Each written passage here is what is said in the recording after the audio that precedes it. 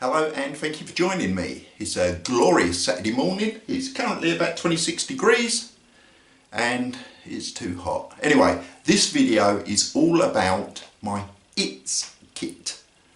Yeah, in the kit or survival kit. And I thought I would go a bit retro and instead of having anything tactical, those of a certain age will remember these, bum bags or fanny packs. Let's see what's inside.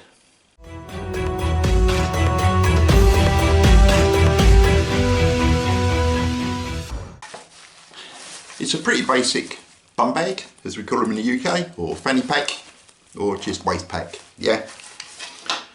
3 pockets and a waist belt, and you either wear it round your waist with a bag at the front, range waist with a bag at the back, or as I prefer, crossbody. But let's have a look what's inside. So, front pouch, there is a just paracord lanyard, and to be honest, that would spend most of its time around my neck. And on there is a whistle for signalling, and just a little mini photon light, LED, just when you need a little bit of a low level illumination. There's this little pouch which contains a Blade Tech knife sharpener. It's very aggressive, but you know, needs must. Yeah, if you need it sharp, then that's it, and it is very small. But as I say, it is aggressive. Then there's just a poly bag, little Ziploc, and in there is button compass, a large-eyed needle pre-threaded with some cordage around it, a couple of safety pins, and a piece of hot glue. So you can light that, heat that up with a lighter rather, and then glue stuff or fix holes in things. So that's just a little Ziploc, and that's all in there.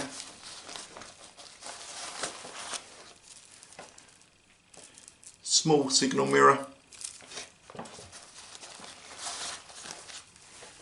orange bandana, not the biggest in the world, I wouldn't wear it, it's about 18 inches square, 100% cotton, and its main purposes in this kit are really for signalling, because orange, fantastic contrast, a coarse water filter, so it will take sediment, leaf, turbidity out of the water, so you can then boil it to make it safe to drink, or to use purification tablets. And obviously the idea of removing the sediment and the leaf matter, mud, etc., is that it won't irritate your throat or your digestional tract, and it also allows the boiling to kill things easier, and the putitabs to do likewise, because there's nothing for the nasties to hide in. So, and they were cheap as chips, £2.50 I think this was on Amazon, so I got a couple. And of course 100% cotton, so you can make char if you need to, so that you've got some tinder on the go as well. That's that pocket done. Middle pocket, Swiss Army knife. Yeah, this is the Frontier, I think it is. It's pretty much everything on there, with the exception of the corkscrew. I don't see a reason for having a corkscrew, but it's got perfectly adequate wood saw, scissors, the usual tools that you'd get on there, the little pin hiding in the hole, etc, etc. So Swiss Army knife. Hank of cordage,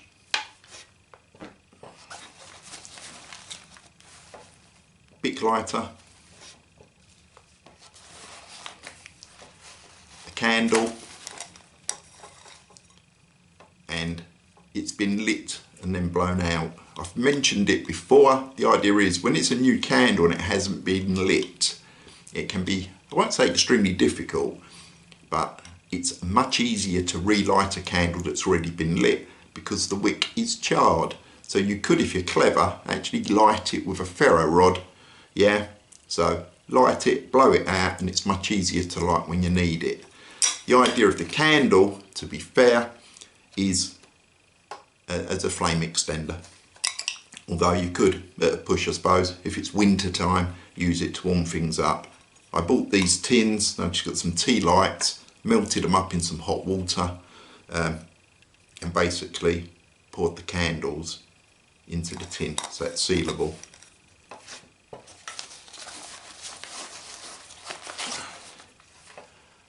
Gorilla tape,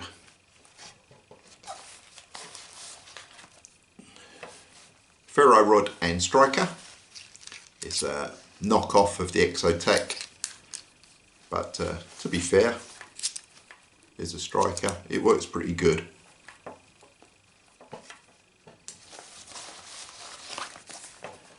Notepad, a Sharpie, and some Tinder card.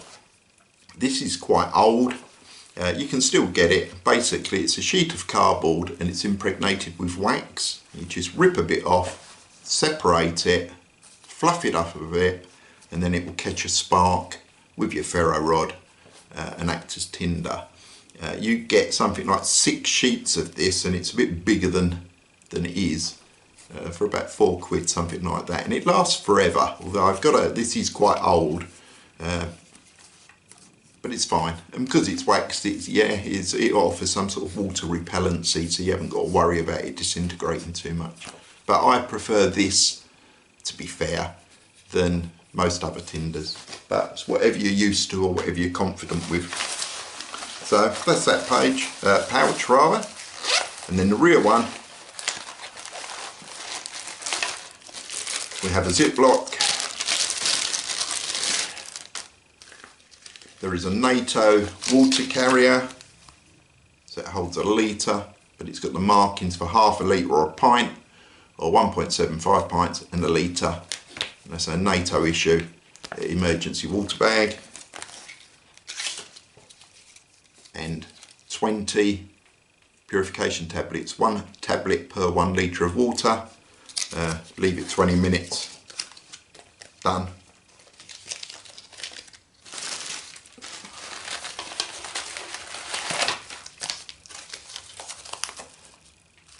Mylar blanket. In my last ditch survival video, I showed you one of these. I've just got it in a vacuum pack, squeeze it down to make it a bit smoother, smaller rather. This is the olive green, silver on the other side. Mylar blanket emergency shelter. Then, as I showed in my previous video, which was last ditch survival items, here's another one, and it's exactly the same. The rubber balls, some shock cord, some ready to go cordage, and some spare cordage on a sewing bobbin for an emergency shelter system. And then the last item is a Mylar blanket. Well, it's not a blanket actually, it's a bivvy bag. So it's an emergency sleeping bag made out of Mylar. Again, this one's olive green, silver on the inside, and I've just backpacked it to save on space and just stuck a bit of Gorilla Tape around there. You wouldn't want to go camping in it because you'll end up, it'll keep you warm, but you'll end up sweaty because you get condensation, so you're going to end up damp. You can fill it up with leaf matter and make a mattress. You can, obviously climb in it if you need to, but at the end of the day, this is survival items and not camping kit. So it's about staying alive, not necessarily having a fun time. And that's it.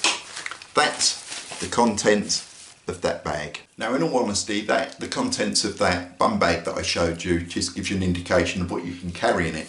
I personally wouldn't carry all of that in it. The bum bag is great for a grey person point of view. It's not tactical. Yeah, you're not going to look, especially if you're an old or older person. Yeah, it's not tactical. You're not really going to draw attention to yourself. I would use the bum bag. I would keep the bandana in it, my emergency shelter system, and the emergency bivvy bag, the water bag and putitabs, And the only other thing I would put in there is a personal survival kit in a tin, and I've done a couple of videos that's been brought up, because that gives you everything that the other items give you, but in a very small form factor, and you could carry what I've just shown you, those items in there, plus a survival tin, and still have space in it to put perhaps your mobile phone in there and some of your EDC, so you're actually encompassing much more.